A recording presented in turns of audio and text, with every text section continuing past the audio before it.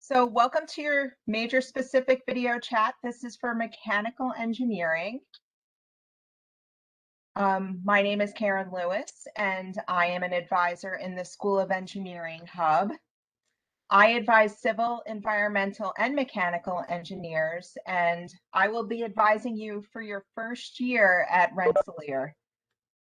Now, something a little unique about the School of Engineering is the fact that we do have the hub. Now, there's hubs all over campus, but the School of Engineering Advising Hub is unique for the fact that we exclusively advise you for your first year, and then we partner with a faculty advisor who was in your major. So starting sophomore year, you're going to leave me, which will make me sad, but you will be meeting with your faculty advisor through graduation.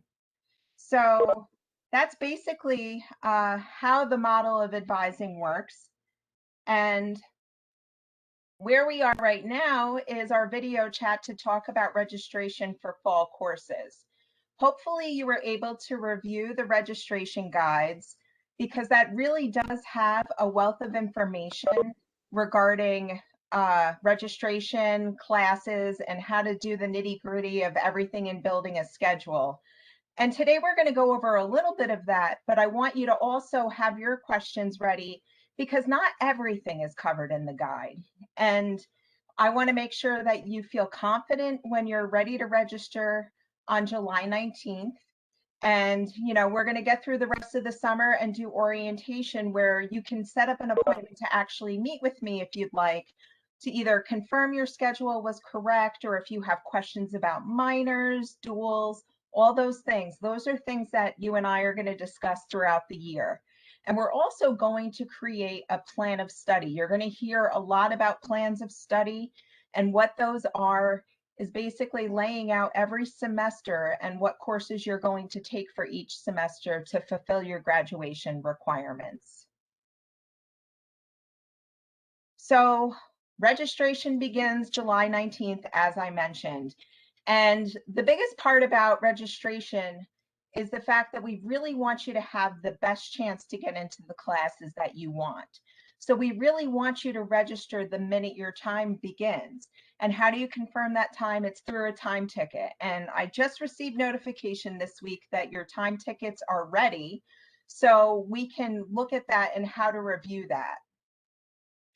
Just do me a favor, can someone write in the chat that you can hear me, because I can't see anything at this point, so I want to know that you guys are able to hear me. Okay, perfect. Thanks, guys.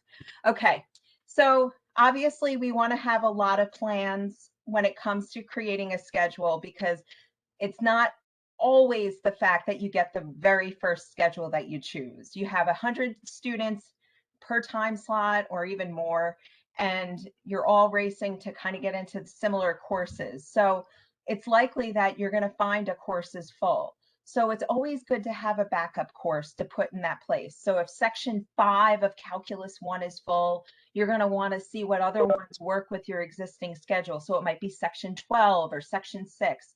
And that's how it would work. And it's a little bit of a race.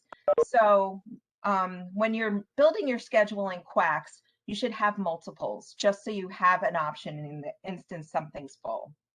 Now, one second. This doesn't always work for me. So the biggest thing here is I want to make sure too everybody here is familiar with SIS. SIS is the Self-Service Information System, or Student Information System. This is the login page. You log in with your RIN and then you put your password in. This is the step to finding your time ticket. We're going to go into the student menu, just like you would if you're actually looking for courses. And then we're going to click on registration status. Check registration status. It's like the 4th bullet down right here. And then the next page is going to tell you, give you an option for a semester. So you're going to choose, obviously, fall of 2021 as your selection. And then it's going to tell you July 19th is your time ticket at a very particular time. So that time is what you're paying attention to, because everybody begins registration on the 19th. It's the specific time that is unique to you.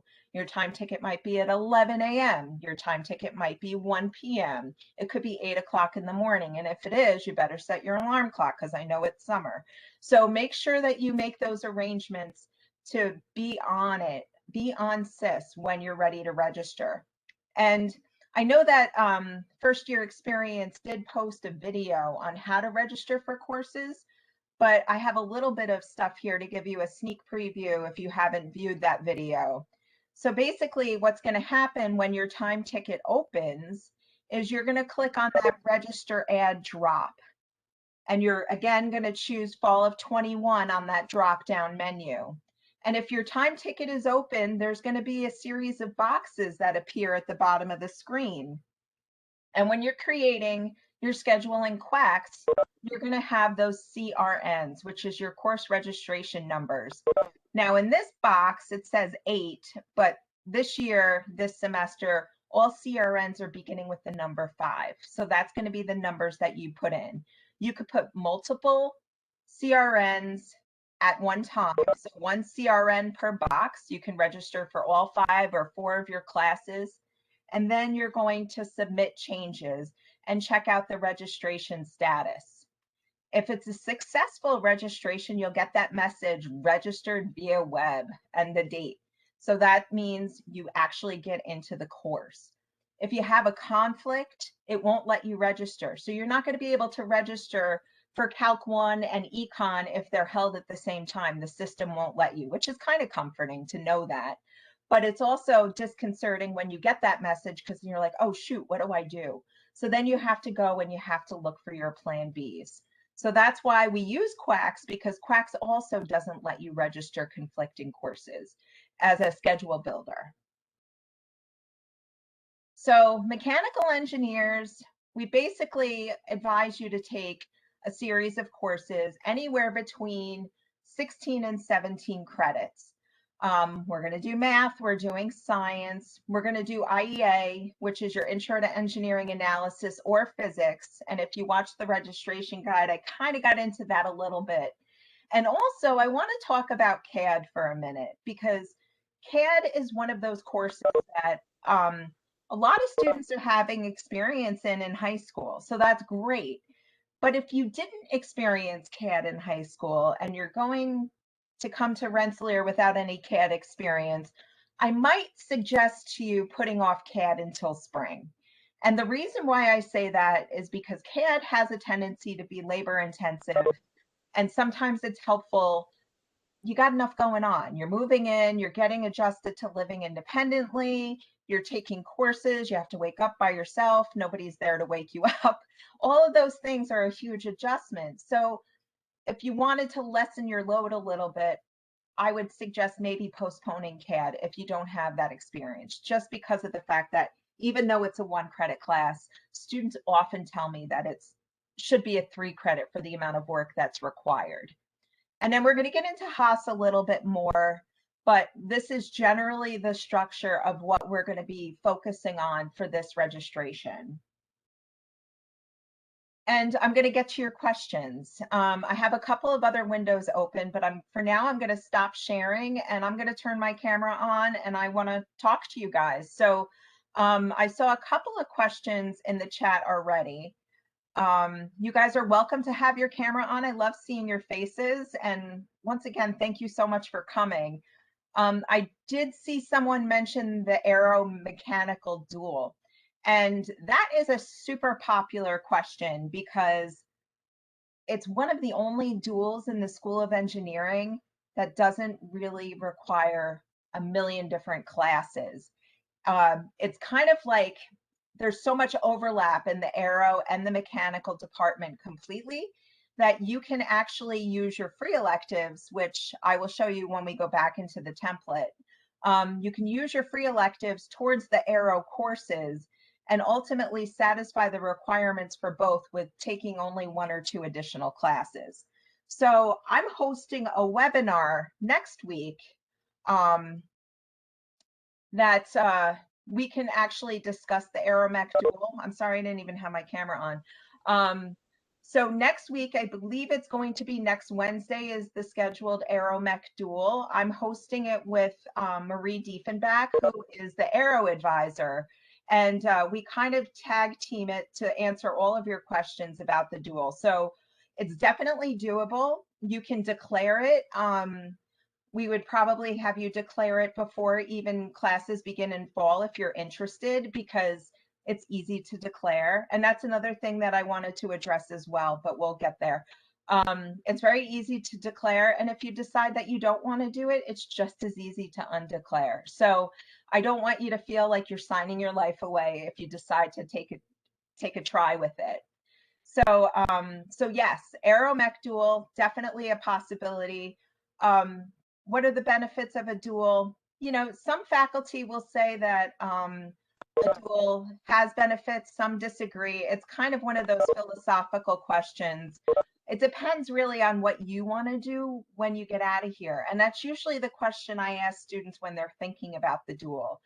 If you're thinking about propulsion or combustion or anything like that, and you also enjoy like mechanical aspects of things, there's a lot of different pieces that come into play. And really, if you're a good student, I think you could be successful in both majors or just one. So that's kind of how I feel about it. And I say, you're in charge of your destiny with all of this. If you want to do the duel, do the damn duel, you know? So that's my spiel on that. Let's get to another question here. I am interested in let me make sure I have all of my courses here. Okay. Since registration takes place on the 19th, but AP scores aren't out till the 21st, how do we plan around that? Now, that is a question that we talked about in the registration guide, but I want to make it very clear. We only take fives, right? And say, for example, you took Calc BC and you're really not sure how you did. If you feel good about it, you can definitely register for Multivar. Multivar is what I recommend because Calc 1 and Calc 2, Multivar is kind of like Calc 3. So it would get into that sequential state for you. In the event that you're wrong, you don't do as well as you had hoped, registration reopens right at the beginning of the semester before classes start, and we can start shuffling things around again.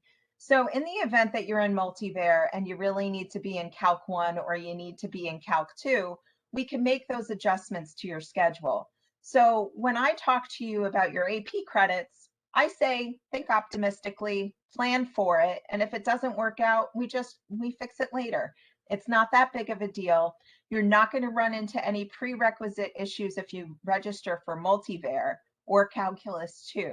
Differential equations is a little bit different because they restrict it, and you would have to get in touch with me in order to get into the course. But it's still doable, okay? But that's kind of how all that would work.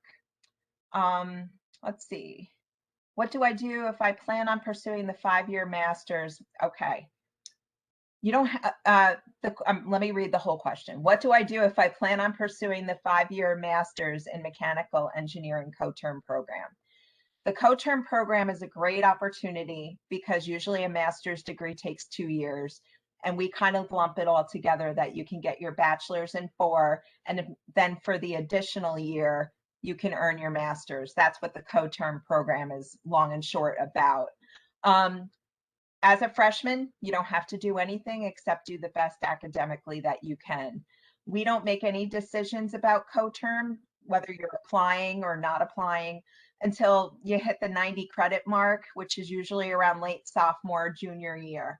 So right now we just coast. We can talk about it. There's going to be some information sessions, and all of that information will be available to you in your first year to help you make your decision, but you don't really have to take the plunge and apply until like close to junior year. So that's how the co-term program works. And just so you know, you don't have to do your master's in mechanical.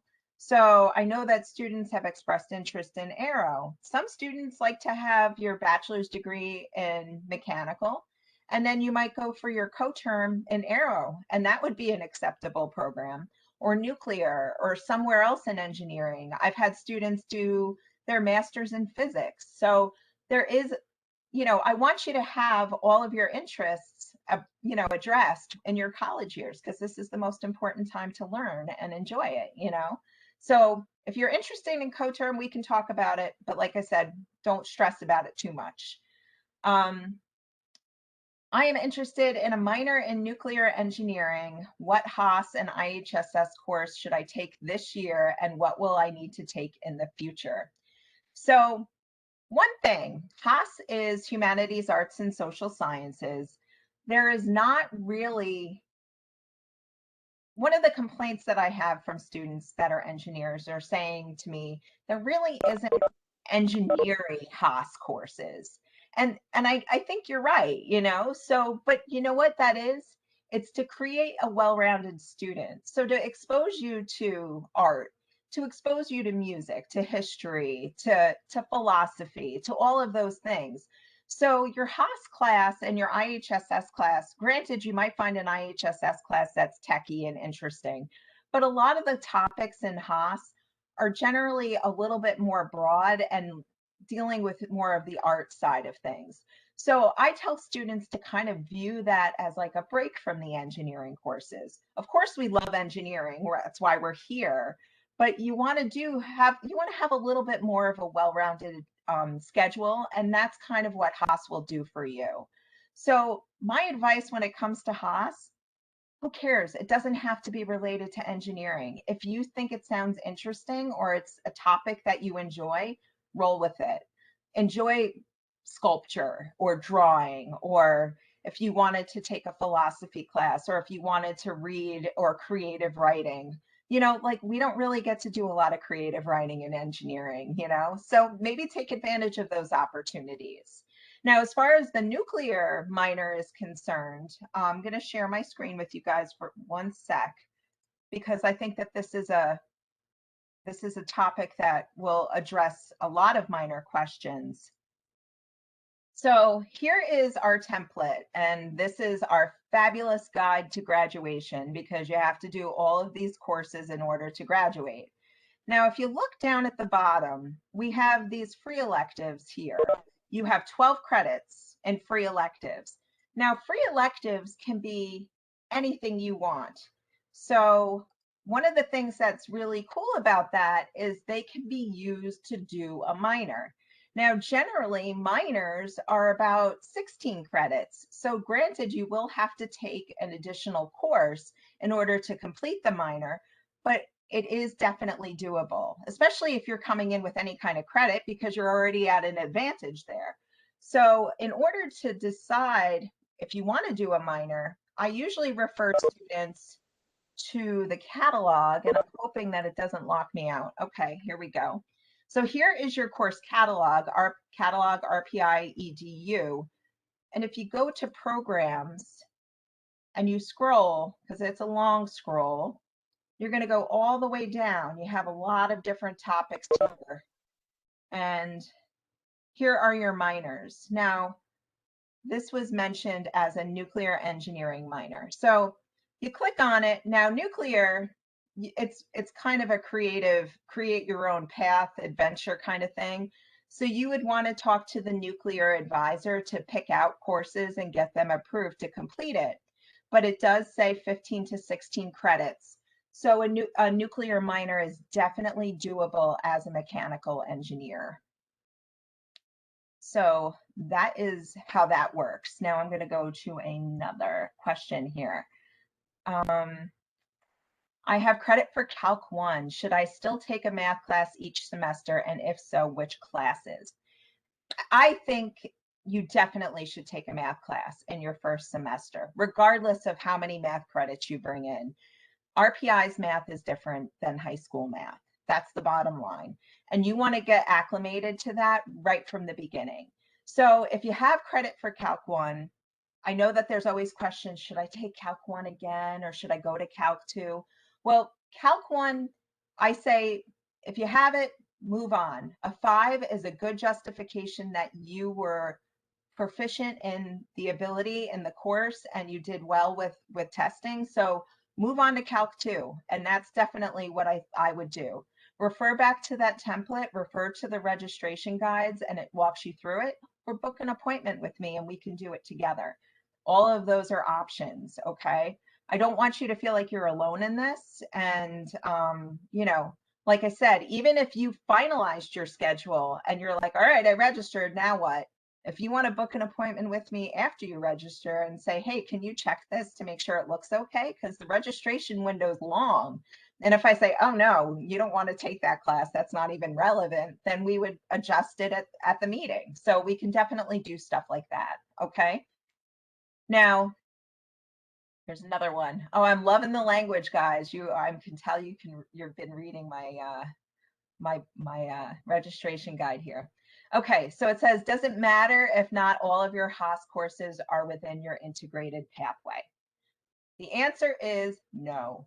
So the way that the pathway for Haas works, you have to take 5 Haas classes, okay?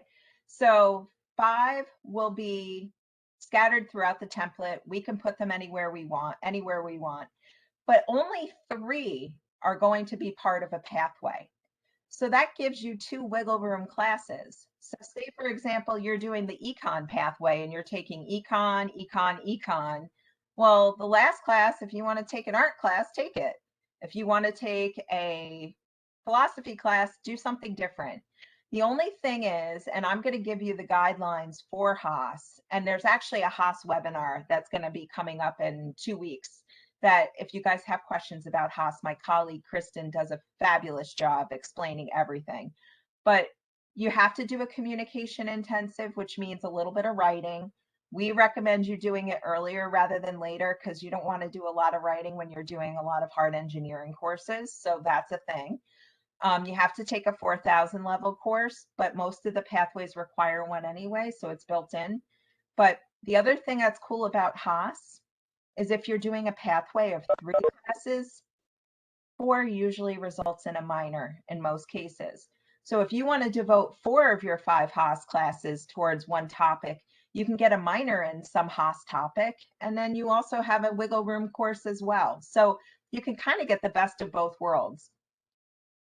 Okay. What does PD2 refer to regarding a course? PD2 is, you're going to hear a lot of upperclassmen refer to PD2. And I'm going to share my screen, drink some seltzer, and we'll talk about it. Okay.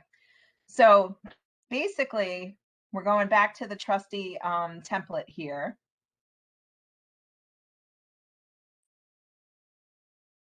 A couple of years ago, as in last year or the year before, this class right here, Professional Development Tech Issues and Solutions, was also known as Professional Development 2. And a lot of students were like, where's Professional Development 1? And it was always a big question. It was always confusing because there was no Professional Development 1. It's embedded in your design elective. So there was always confusion. Can you do PD2 before PD1? And there was also Professional Development 3, which is down here. And now we just kind of changed the name to make it a little straightforward. Professional Development Sequence, Tech Issues, Leadership, no more PD2. But because those habits have a tendency to die slowly, you know, you're going to see that language all over the place for probably till you graduate. So Professional Development 2, I remember it as the 2-credit PD course. And it's kind of a cool course when you get to it. I had some freshmen take it last spring, and they talk about engineering fails and how, you know, we could have done differently to fix them. So it's kind of a cool thing. So that's what that's about. When is the move-in day, orientation day for freshmen? Excellent question that I don't have the answer to. One thing I can tell you is if you guys are watching the FYE, if you're on the website for FYE at all, they will keep you updated because you're going to come to campus for something called NRB, which is like a bonding week of fun that freshmen get to do. The freshmen last year missed it because of COVID, but you guys are going to be doing something along the lines of an NRB this year. And you know, you're going to have a lot of fun. So they're going to communicate with you regarding all of those events. It's usually the week before classes start, and I know classes start on August 30th. So sometime during that week before you will be moving in. Now, one thing I do want to tell you also, I've met with a bunch of you guys already, and that makes my heart happy to see you and to see you engage. You're going to want to start saying goodbye to the private email, because I use it in the beginning, but when we start creating the master list, which is what we use to communicate, and we communicate by major, it's all going to go to your RPI email. So get in the habit of checking your RPI email every day. And, whether you want to link it to something, I don't know what the new VPN, if we can, I haven't tried yet, but if you wanted to try to do that, that's fine. But when you communicate with anybody on campus, try to use your RPI email, because it's easier to also look you up in the event that you forget to sign your name, because I have students who do that. They treat it like a text message and say, hey, what time is such and such? And I'm like, who is this? And I'd love to respond, but I don't even know what major you are or who you are. I advise multiple majors. So the best thing to communicate with me and to anyone on campus is always to include your name and your RIN. And if you want to throw your major in there, that'd be awesome. So all of those things are really helpful. I know faculty who simply won't respond to teach students who don't appropriately sign emails. So I've had students come to me and say, so-and-so's not responding to me. I've emailed him 3 times. And then I'll follow up with the professor, because I try to be your mom sometimes if I need to be. I got your back. And the faculty will be like, I don't even know who that was. They didn't sign their name. Okay, who's at fault there? So this is the big leagues. We gotta treat it as such. Now, I'm forgetful. So what I've done is, no matter what, I have an automatic signature on my email.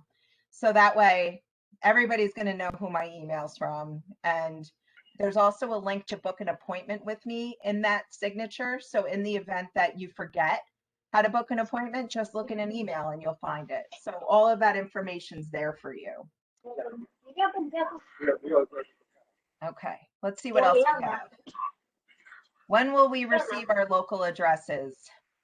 You should be receiving a room assignment sometime in late July, is the last I've heard. Now, that's always subject to change, and usually they're not that late, but everything is so complicated with still COVID. Like, we're still recovering. Like, last year was a little nuts, and they're still trying to configure housing assignments. So be patient with it, but when you do get that housing assignment, that will display that local address information as well. I hope that most of you maybe have gotten information about roommates. Is that right at this point? Yeah, okay. Yeah, because I know that there were some that were in triples that are no longer able to. So there's been some shuffling around in order to accommodate the standards that we're trying to uphold at this point. Okay. Why are so many courses full right now in CIS? Okay, this is a great question, and I forgot to address this in my last webinar, so I'm so happy somebody brought it up. I'm going to share my screen, and we're going to look at QUACs together, because this is the question. It says, why are so many courses full right now on CIS? I was unable to pick the IHSS courses I was interested in. Will they be more open during the course selection this July? The answer is yes. And the reason why they do that is I just found out actually. So I'm going to share my screen and we're going to take a look at it together, because I have something else on QUACs that I want to show you too.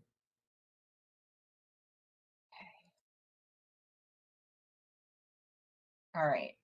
So I was kind of fooling around with QUACs before our meeting just to kind of put together a little schedule. And I wanted to talk about why so many things are crazy on this as well. But if you look at QUACs and we look at the humanities, arts, and social sciences topics and IHSS, everything's labeled full. And the reason why it's labeled full, if you click on it, it actually doesn't have any seats at all. So that is why it's labeled full. The reason why we don't put seats in it is because registration is currently open for upperclassmen. and registration's been open for upperclassmen, but we don't want sophomores, juniors, and seniors in these IHSS classes. These are your classes. The only IHSS class that everybody has access to is Principles of Econ. And as you can see, neither section is full. There's a lot of seats in both of those, despite the upperclassmen all registering. So Principles of Econ, you can take any year you want. However, all of your other IHSS courses are restricted to first years only. So that's why it looks like it's full. The night before registration opens, registration will close for the upperclassmen, and the seats will get loaded for you guys for when you go to register. So that's going to be what that looks like for you. Now, what I wanted to talk about as well on CIS here, or Quacks, or one of these guys, section 15 of chemistry. If you're registering for chemistry, which I'm thinking a lot of you are, unless you have credit, don't register for this one right here, because I think this is a backup virtual section because it doesn't have meeting times. So we would want to leave that one. If you can avoid registering for that section, I think it would be helpful, because we might have to switch you out later if you end up in that section. But what I wanted to show you was, if you look at the Wednesday in the whole section of chemistry, you're going to see that regardless of the numbers of times that they're meeting, everybody has an 8 o'clock to 8:50 time slot, okay? What that is on here is a test block. So what that means, you don't have class. Let's wait for it to load here, if it does. Okay, you do not have class on Wednesday at 8 o'clock unless you have a chemistry test. So yay, you know, so like if you had this schedule, you would be like, great, I don't have class. Now IEA, or Intro to Engineering Analysis, shares that test block with chemistry. So they split it just so you don't receive any conflicts when you're scheduling. But you won't have this section, which is actually 8 to 10. It's a chemistry block from 8 to 10, and IEA is 8 to 10. They share the test block. So on days that you have an IEA test, you have it at 8 o'clock on a Wednesday. And if you have a chemistry test, you have it at 8 o'clock on a Wednesday. And if you scroll all the way down here, there's this super late math section. Again, test block. So regardless of what section of math you end up registering for, this is going to be fixed on your schedule, because everybody takes the test at the same time. Now, the other thing that I wanted to talk about was all of these meeting times at chemistry. Do you really have to meet with all of them? Aside from the test block, yes, you do. So usually this huge chunk of chemistry is your chemistry lab. And then if you look at the schedule, you see these two chemistry sections actually occur at the same time on different days. That is going to be your lecture, because lectures run either Monday and Thursday or Tuesdays and Fridays. So for this particular schedule, you have your lecture on Tuesday and Friday, and then you also have your IEA lecture on Tuesday and Friday. So that's how that works. Now, calculus is a little bit of a different animal. Calculus has your lectures, which are going to be also Tuesdays and Fridays for this particular section. But you also have like this big block of time, and you also have a skinny one over here. Some of it is a recitation, and chemistry has a recitation as well. Usually those they could be used for a variety of things. You do have to attend, but sometimes the TA hosts those sections, and sometimes it might be a quiz. So those are also meeting times, but they might not be with the actual lecturer or faculty member teaching the course. So I just wanted to clear those things up. Now, as you're building schedules in Quacks, I mean, obviously this is 3,700 different schedules. And if I go and I pick an IHSS class arbitrarily just to do it, I'm going to pick Nature and Society, because if you look, it's communication intensive. So that gets something out of the way sooner than later, which is great. So I'm going to throw that into my schedule. And then we're down to 1,674. This is slow tonight. Now, hypothetically, if you're an athlete and your coach tells you, you got to be out of class by 4 o'clock, what do I do? So you can actually go through, I toggled all of these by clicking this button, but if you wanted to weed out the later ones, you can kind of take a look and say, oh, look, this ends at 5:20. I don't want that. I have a game. This ends at 6:40. This ends at 5. So you can take out the sections that don't work with your schedule. So, or say, for example, like myself, I don't really like 8 a.m.s. So maybe I might adjust things a little bit more, you know? So that would be something you can customize, but also remember that you need backup plans because the courses unfortunately do fill up. Okay, let's get back to the chat here. Okay. I have already used my College Board free score report to send my AP scores to RPI. The school receives scores late July, but can I still plan ahead? Yes. Again, pretend if you feel that, I mean, if you feel it was a complete disaster and you left the test early, obviously you're not getting a 5. But if you think that you have a good chance of doing that, I would say go for it. Register for Calc 2. The prerequisite requirements are lifted for this particular registration. In the future, they're not. So this is like your one shot to get ahead if you needed to. And like I said, I have to actually go and check all of your schedules. So when the AP scores are not here by like mid-August, I'm going to email you and be like, hey, I see you're in Calc 2 and I don't see credit for Calc 1. You want to tell me what's up? Is it delayed or did you not get the score? So that's going to be a conversation we might have later. And if it is, then we meet and we kind of adjust your schedule. So yes, definitely move forward with that. Okay. If you're not sure you want to do a dual degree and you change your mind later, would it be hard to transfer into the dual? Absolutely not. In fact, I wanted to tell you guys, not that I don't want you to be mechanical engineers, because I think mechanical is a fabulous major. The way that we format these classes, you're not taking anything mechanical just yet, right? Because you have all these prerequisite courses of chemistry, blah, physics, calc, all of that. So if you wake up tomorrow and you decide, I want to be a civil engineer, because that's another major I advise, and then I don't have to say goodbye, easy, we could switch you. If you want to be a chemical engineer, anything, this is the year to do that. And there is a course, and I wanted to bring it up because it does cover everything. There's a course called Introduction to Better World Engineering. And it's a 1-credit class that if you decide to forego CAD this semester, you can easily fit it into your schedule. It meets on Mondays. They talk about every major in engineering. So if you're kind of like, I picked Mechie because I know I want to be an engineer, but I'm not really sure what kind, register for that class because it's super helpful. It basically every course a faculty member hosts, and it's from a different department, and they talk about why they're that kind of an engineer, what they do, and you get to learn stuff. So it's kind of a cool thing.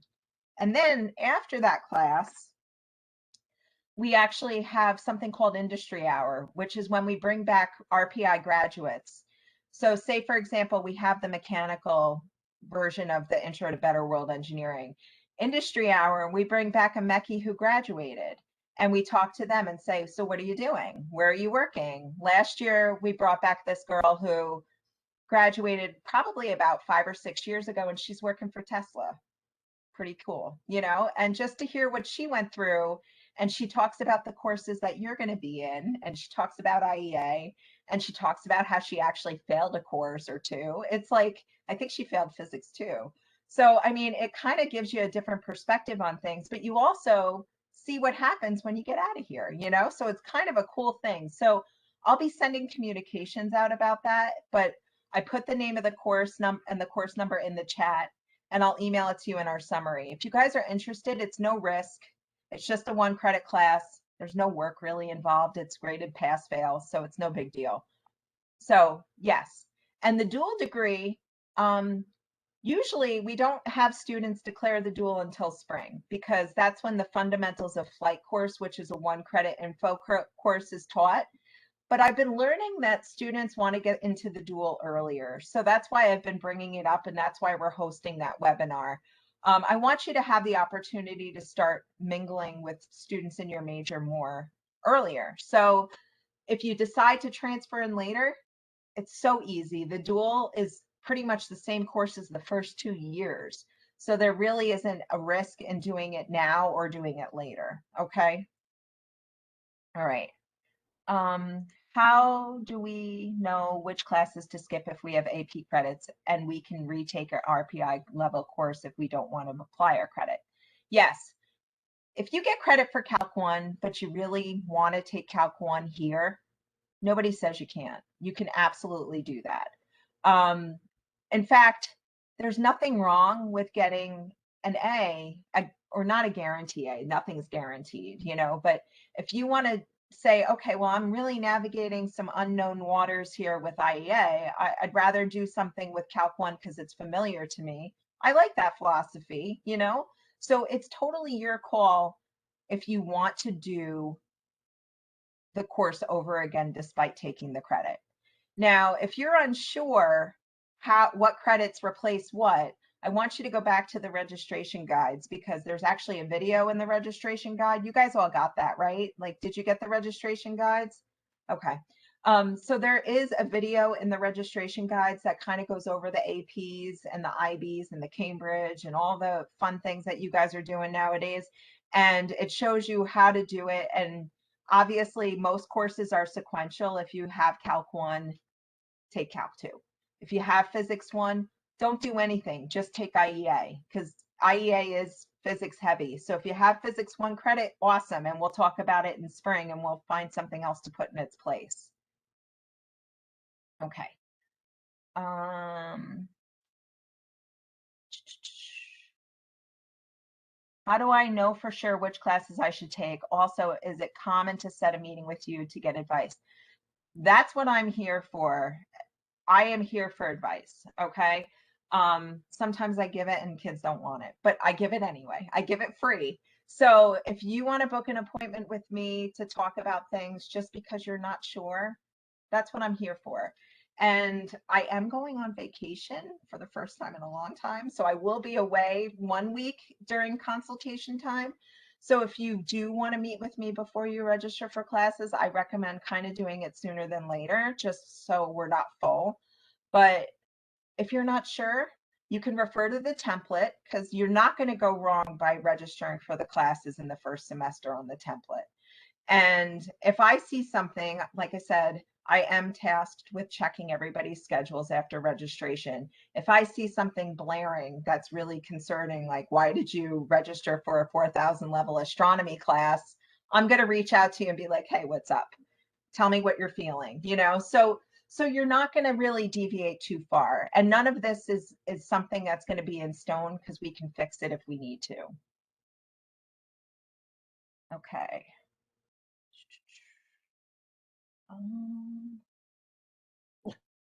Oh, be quiet. I have my dog here and she's going to randomly bark, of course.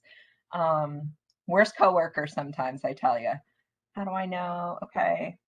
How would you transfer any college credits you earned during high school? So again, that's in the registration guide. And if you took dual enrollment courses, there is a strategy for that, and that outlines that with the paperwork that's appropriate. So if you can't find it in the registration guide, or there is like confusion revolving around that, I want you to get in touch with me, email me directly, but you should be able to find the step-by-step process. It does involve maybe going back to high school. You'll be a high school hero and say, hey, guidance counselor, can you sign off on this for me to get the credit? And you have to get a transcript. But other than that, it's pretty straightforward. If you're talking about AP credits, that would be contacting College Board and making sure that the scores are being sent to Rensselaer. Okay. I took a Phys 1201 and 1202 class this year. Which transfers do I still have to take 1100? How do I go about that? Alex, I almost think that we should wait and see what that actually translates to on your schedule, because I'm not sure where you took those courses, and they might cover Physics 1 and Physics 2, which would be amazing because those are 2 less courses you have to take here. And Physics 2 has the reputation of being really hard at Rensselaer. But what you would focus on specifically, because physics is not actually in the first semester on the template, and we already know that you have kicked butt in physics, register for IEA. So that's going to be where you're focusing. So we're going to leave physics until the scores are here so I can look at them, and we'll customize a plan for you for spring. But for fall, I would just register for the courses that are all in that first semester on the template. I have credit for, I keep losing my page here. Hold on a second. I have credit for Calc 1, 2, multivariable, and I've already chatted with you. Am I still? Yes. So there are students that have a lot of credit, and differential equations requires an override, but it is something that we can do. So it's not going to be difficult. You just need to meet with me, and we will set up a plan for you. And when you go to register, we just need to know what section of DiffEQ works with your schedule. And then we submit the request to the registrar to have you overridden into the course. So yes, thumbs up on that. And I'm glad you're here. For the AP Calc BC credit, would it be okay to not take the math the fall semester and use the block to pursue a double major or minor? Yes, you're in charge, okay? But at the same time, I really would prefer that you would take a math class in the first semester. We could always, I want you to book an appointment with me to actually talk about what specifically the double major or minor would be. Because if it's something like computer science, we do want to take computer science 1 if you're doing a minor in the first semester. So that would be one exception to the rule, but for a majority of them, I might tell you to say it's okay to wait until spring. So that's something that I would prefer that you book an appointment with me for. The free elective slots can be used to fulfill dual aerospace requirements, correct? Yes. Now that is probably one of the negatives about doing a dual. You no longer have free electives because they're being devoted to the dual course requirements. And a lot of students like to use the free electives for random things because that's potentially what they're there for. But if you're passionate about the dual, it makes it an easy way to get the dual done without falling behind. But just on a note of free electives, they don't have to remain in the last semesters on the template. I move those all over the place. And they genuinely can be free. They can be anything you want. If you want to take a management class, go for it. If you want to take, I don't know, another Haas outside of your pathway and outside of the other Haas because you want like a GPA boost, go for it. If you want to take that easy class that everybody says is super easy and you know you'll get an A, hey, that's a strategy too. Whatever you want to do with free electives. But if you do decide to do the dual, you don't have any anymore, okay? Is there a limit to the number of courses? These are all great questions, guys. I'm really pumped. Is there a limit to the number of courses you can take per semester if you need to take a couple of extra for a double major? There is a limit. So you can register for up to 21 credits, okay? And that doesn't need any approval or anything. You can go to 22 with my approval and the class dean's approval. You can go to 23 with the same my approval, class dean approval. But anything above 23, I think 23 and above, you get a charge additional. So my advice to you is if you're going to, credit load as we refer to it, stay below 22 and you're fine. Stay below 21 and you can seamlessly register. So we can definitely work those things out. The other thing you can also do if you're doing a double major, sometimes students might take classes over the summer at a community college and then transfer them back, just so their semester to semester RPI schedules are a little bit lighter. So different strokes for different folks, but there's definitely strategies that you can do to lessen the load if you're pursuing something pretty intense. Are all communication intensive courses taught by the School of Haas? Another great question. No, you are required to do a communication intensive course within the Haas curriculum, but then there's also another communication intensive requirement that you have to satisfy, but you do it automatically. And it's through your senior design project called your capstone. So Mechis, Aeros, all disciplines of engineering to do a capstone, and by default, it is communication intensive. So those are how it works. You can find other communication intensive courses in other disciplines, but I wouldn't do them because they're probably really hard, you know? Do the ones that you're required to do, and it should be fine. How do we make a meeting with you? Yay! Look at my email, okay? Every email I send has a signature, and it says, meet with me, and there's a link. And I'm going to show you something else that's super fun because it's the Hub website. What is the Hub? The Hub is my office. We might meet virtually if you prefer. I haven't figured it out yet. I'm not going to be in my living room like I am right now. I'm going to be in my office, which I'm excited about because I haven't been there in a year and I'm got to wipe the dust off my desk.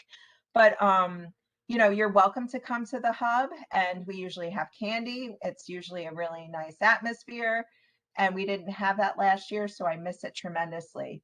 And I want to show you the Hub website. So I'm going to share my screen with you. I'm just going to pull it up. And that is another way you can book an appointment with me. So let's get back into you guys and share my screen. Okay. So this is everything. So the hidden curriculum is where the registration guides are. And schedule a video chat meeting now. This is what you click. It brings you to this fabulous page. You find me with my daughter who's like 3 there, and now she's like 6. So I think I need to update my picture. But you click on it, and it basically tells you what my available times are. You pick a time, and then you put the information in. It's super easy to book an appointment with me if you haven't done so far.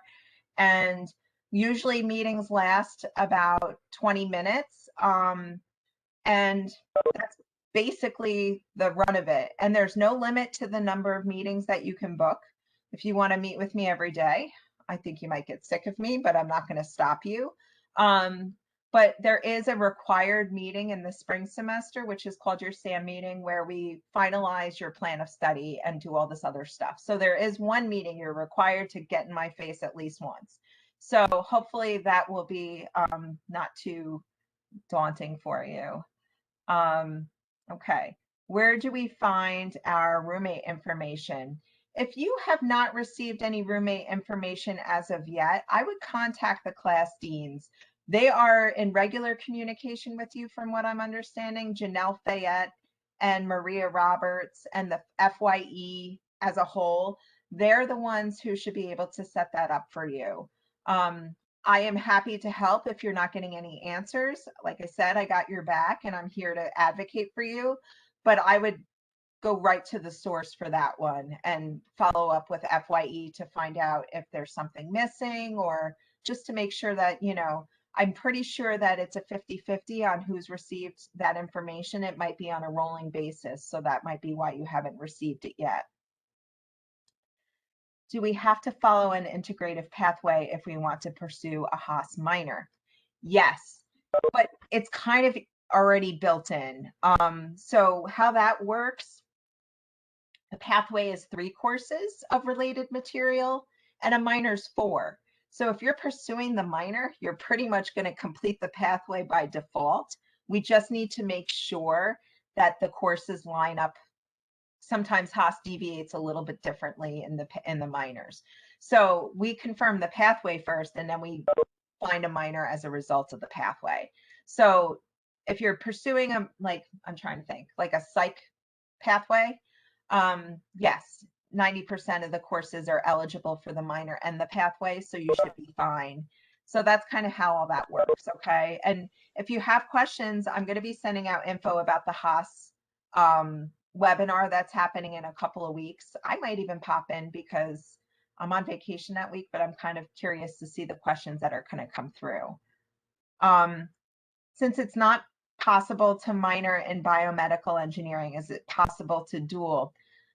So biomed, many years ago, we had a biomed mechanical dual, and then the curriculum changed and there's no overlap. So it's not a dual, it would be a double with biomed and mechanical. And when you do a double degree, sometimes that gets really messy because you need to take specific courses for one minor in the same semester as another. And there's no guarantee that those courses won't conflict with timing. So sometimes it might be better to choose one and then perhaps prepare yourself to do a coterm in the other. That might be a nice way to solve that whole dilemma, because you want the experience of both majors. And if you want to talk to Valerie, who is my colleague who advises biomed students, we could meet with her to come up with a potential plan, because there are electives that you can take to get the prerequisites done for your biomed masters if you wanted to do that. So there are options. I don't want you to feel like you're completely, no, you can't do that. You can do whatever you want, but it might add time to your undergrad degree. And that's my only concern. But I'm happy to talk about that with you. Is the same with these courses being blocked out for freshmen with engineering processes. Most of those sections are full, but they're inconsistent. So that one's a little bit different. School of Engineering has a tendency to allocate seats rather than close them out, because we still have upperclassmen taking engineering processes. You could take it anytime. I've had seniors take it because they didn't squeeze it in earlier. So, and it's multiple majors that use processes as well. So she's going to incrementally release seats. Now, if you can't find a 1 credit class this fall, don't worry about it. 16 credits is great.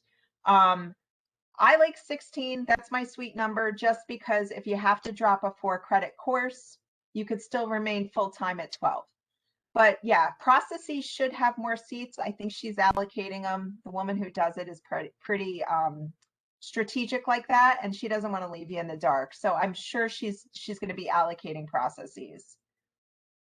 Okay, where do we go to declare or change our major? So right now, if you plan to change this summer, you contact admissions. You go in the admissions portal where you, I think, got your acceptance, if I'm not mistaken, and you can declare there. If you start the semester and you're like halfway through fall or even a couple of weeks through fall, contact me if you want to change your major, and it's just filling out a form. So if you do it during the summer, you contact admissions. Classes start, you contact me. Since RPI only accepts 5, I'm not sure. Yes, it does.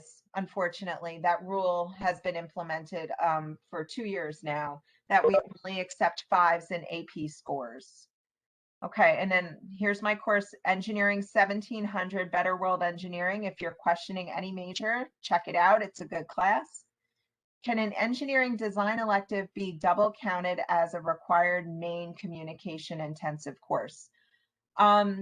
The design elective is not communication intensive to my knowledge, and if it is, it's a requirement. So the main communication intensive course is actually your capstone. So that's really the only thing you need to focus on there. Can you dual major and be part of the 5-year coterm program? Yes. I've had students do aeromech duals, and then they would pick one of the 2 to do their master's in. I don't believe you can do a dual as a master's student. You can only do one major. you can get 2 masters, I presume, if you really want to just like camp out at RPI, but that's, you know, that's way down the pike. But yes, you can absolutely do a dual and then pick one major or even a different major to do a coterm with. I already have credit for Calc 1, so what math course should I take? Calc 2 is absolutely the right answer. And then in spring, we would pick either multivariable calculus or differential equations. The order doesn't really matter when you're advanced in math because no other courses are dependent on them at that time. And we addressed where you guys can set up a meeting with me.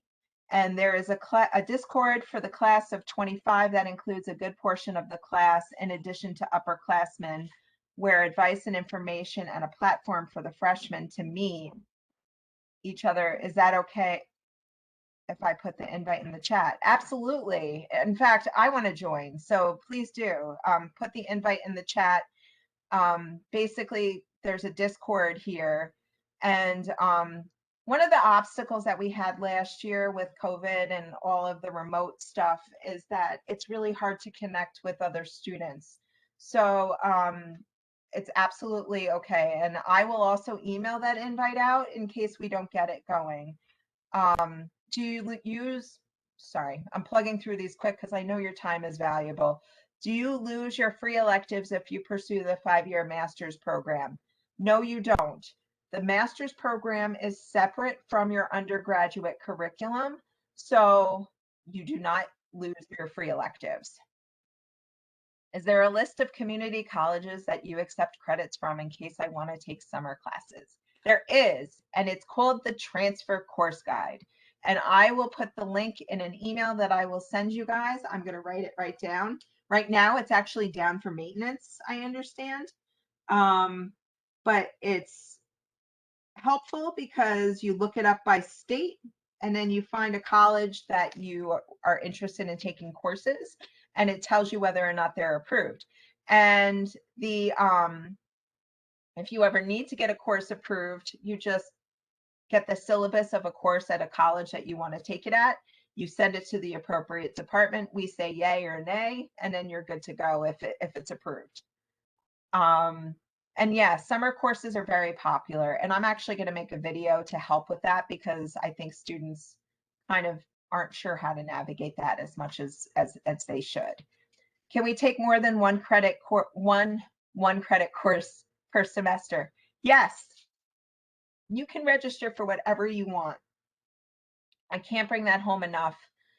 You are in charge of your future. So if you wanted to do CAD and processes in the same semester, or processes and engineering, better world, whatever you want to do. And if I think you're crazy, I'll contact you and we'll talk. But it's up to you. When will we be registering for spring? Not until November. So we have a lot of time for spring. And here's the Discord invite. Guys, if you see this in the chat, please do. And I will also copy that down and probably join myself. So yeah, so it looks like we got to the end of the questions. Is there anything else anybody wants to address? Even if you guys want to turn your microphones on or anything, I'm going to take a sip because I'm done talking for a minute. I feel like I blabbed at you for a while. How do you feel? You guys feel okay? Yeah? Okay. Yeah, I think I'm gonna build more confidence once my classes are scheduled and I'm just set to move in. That's the biggest part, I think. Like, you're kind of in limbo right now and you're not fully there yet. So once you like have a schedule and you know where the buildings are and you get to campus and you get to walk around and say, okay, here's where I'm going and what I'm doing, it'll feel so much more real. And okay, we got a couple of questions here. But yeah, and also don't worry, I'm here. So don't feel like you don't have support, because weird things come up, and if you feel like you're missing something or you didn't get some information, just ask me. I'm not going to yell at you for not reading something. I'm going to be like, hey, let's make it better. Let's find out. If we have 3 credits to transfer to a 4-credit class, do we still need to take the class? That's a great question. Sometimes the way some community colleges, and this is one of the negatives about them, is all of our courses are generally 4 credits except for the miscellaneous 1s and 2s, but for overall they're 4. If you end up taking like math in a other college and it only comes in as 3 credits, you will satisfy the requirement for the course if it's approved, but we do have to find a way to make up that miscellaneous 1 credit because you still have credit minimums for graduation, and all of your graduation requirements count them as 4 credit classes. So we might have to take a 1 credit course in math or science, or if we can find an independent study for you to do in that topic. Usually there's ways to navigate it, but there is a credit makeup in the process. But if you took the course and it's approved, no, you don't have to retake the course. What does cross-listed mean in the catalog? Great question. Cross-listed sometimes means that, for example, material science, which is a class that engineers take, mechies take it, but it's cross-listed with chemistry, and it's also cross-listed with physics. So what that means is there's an allocated number of seats designated for engineers, and then there's an allocated number of seats for chemistry students and an allocated number of seats for physics students. Now, some of them might be restricted to major, so you would obviously register under your engineering status, but sometimes they're not. Like last year, Matt Sci filled up for engineers. So what we did was we checked out physics and it wasn't restricted. So they were able to register under the phys prefix instead of the ENGR, but they are the same course. So a cross-registration, or cross-listed, I should say, not cross-registration. Cross-listed means it's the same course, but it covers 2 different categories. How do you get into quacks? Oh, thank you, whoever answered that. Thank you. So yes, that's quacks is, and also go to the registration guide, because if you registration guide goes over how to navigate quacks. It's pretty intuitive, but at the same time, it kind of helps to see somebody actually build a schedule and kind of go through that. Okay. All right. Anybody else? I submitted transfer stuff over a month and a half ago and still haven't heard back from college credit transfers. Who should I talk to? So there's a gentleman named Robert Garofalo Hogan, and I know that's a mouthful, so I'll email you his information. He does all the transfer stuff. He does transfers, he does APs. If you submitted stuff, there's probably something that potentially is missing, and he will be able to tell us. So I'll even shoot him an email tomorrow for you, and we'll get an answer, and I'll let you know, okay? All right. When will we be able to see the new class sections added so we can plan accordingly? The new sections are actually the same sections in IHSS. They're just going to have seats in them. So when you go to register, it will not say it's full. And then if you are registering during the day and it says it's full, that means it's actually full. So plan accordingly as if there's seats in the sections. Are you referring specifically to IHSS courses, Dana? Yeah, okay. Yeah, so I mean, the morning of your registration, and also when you guys are done with me, double check to see if you can access your time ticket on SIS. Because if you don't have a time ticket, or if there's any kind of problems, I wanna know about it, okay? So if you can't get your time ticket or you're not clear on where it is, shoot me an email.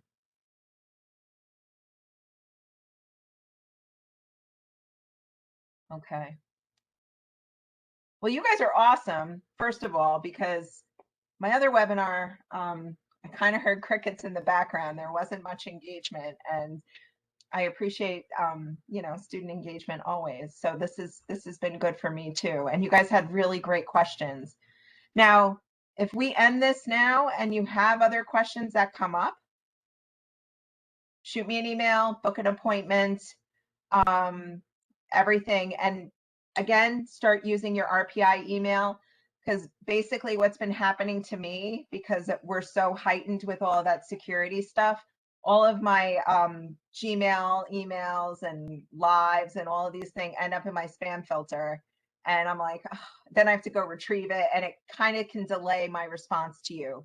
So I don't want that to happen. So RPI usually is pretty streamlined in that aspect of things. Okay. And thank you so much for attending. And if there's anything you need, you know where to find me. Okay. Thank you so much. It was our pleasure.